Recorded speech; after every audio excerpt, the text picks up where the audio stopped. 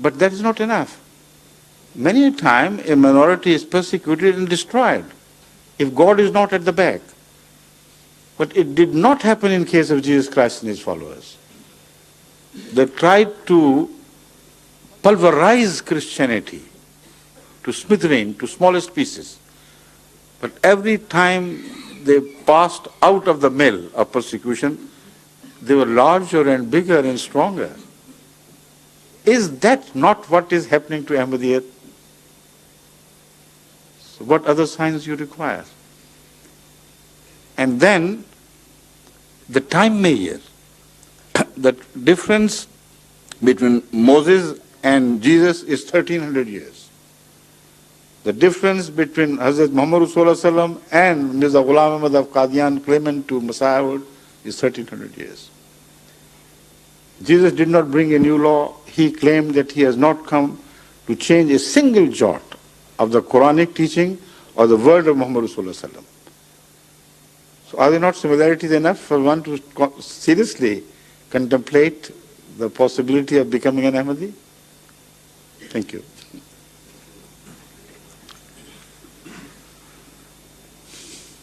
Hazur, there is a question from the lady's side. Her name is Mrs. Habibur Rahman Tutti. Mrs. Khalilur Rahman? Habibur Rahman. And I thought she is brought by Mr. Mansoor of Tooting. Right. The question is, could you please throw some light on the divine authenticity of Bible and Quran and their preservation? See, the divine authenticity of the books can best be judged by two measures, according to me. First, the quality of the teaching. The divine teachings have in themselves a quality of goodness which defends the claimant and his innocence. Because if somebody was from Satan or if somebody stood because of some internal motivations of his own interest, then his teachings must be corrupt by that degree. If the teaching is honest and straightforward, then such a teaching cannot be rejected as false. So that is why the Holy Quran repeatedly points out at the commonality of all religious teachings. The Holy Quran says this is how you should judge a book, a divine book, whether it is from God or not. That basically, essentially, it has exactly the same teaching as other religions have taught before. And a false man would not require, he has no reason to begin to support truth for the sake of some ulterior motives. All false people who claim to be from God and were destroyed and were turned into things of history was those who invented teachings which had crookedness about them. They resulted in some gains for him and his supporters. Mostly they came always with the support of a group or a clan. Never will you find a man rising alone without any support and presenting a teaching, attributing a teaching to God which was absolutely plain, simple, honest, and based on goodness and wisdom and reason. So one way of judging comparing the Quran and the Bible, and not only them, but other divine books, is to go for the essence of the teaching. Is it essentially good or bad? Secondly, you should compare it with nature as created by God. If unnatural claims are made, then that teaching has to be rejected in as much as the unnatural claims are made. But this presents a dilemma. If unnatural claims are made in any divine book or supposedly divine book, then there are only two possibilities of settling the issue.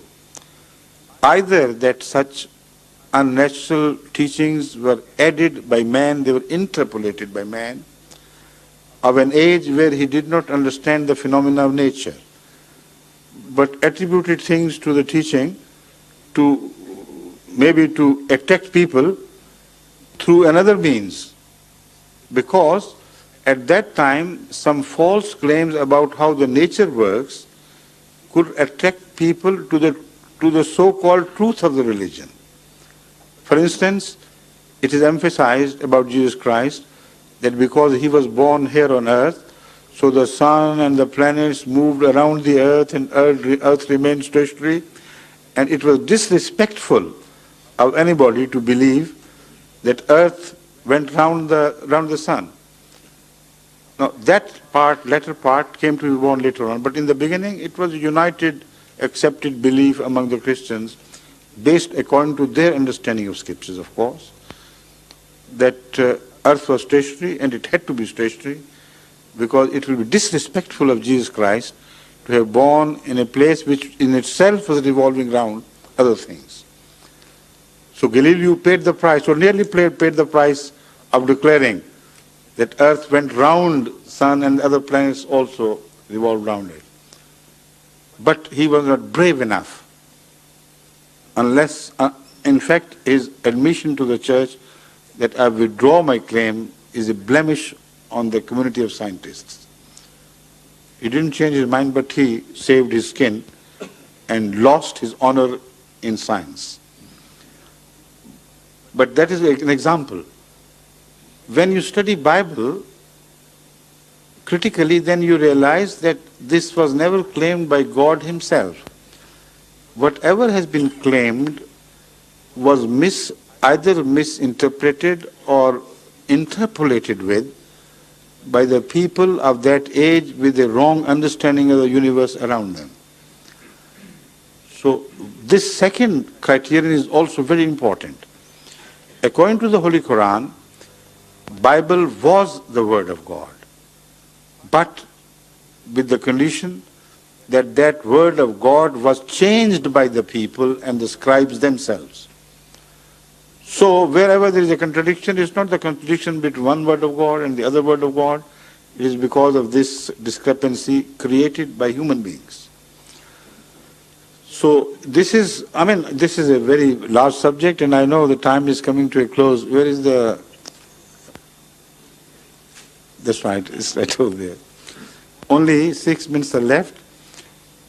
I think it will give you a general idea of what we believe about the truth and how we believe about the truth of the Old Testament, the New Testament, and the Quran, despite of the fact of apparent contradictions between them. There are two more questions. We invite now Mr. Habibur Rahman Talukdar from Tooting. Please. Huh? Mr. Habibur Rahman Talukdar. Right, please. Well, this is what's a simple question. Does Islam encourage scientific experimentation and development? This is the first one. Second one is there any mention of atomic energy in the Holy Quran? Yes. These two. Yes. You see, Islam, in fact, not only Islam, but no religion on earth who is true in its beginning can contradict the act of God which is expressed in the way He has created. This contradiction in terms cannot be accepted. So we believe that, and we, with the grace of Allah, we can prove it, that all religions at their beginning were exactly in conformity with the nature created by God. And we do not only defend the Holy Quran in this regard, but also the Bible. We tell the Christians and the Jews, please don't take these things literally. Read them in the light of what the Quran has spoken on the same subject, and then you will begin to understand the true import of those verses of the Bible.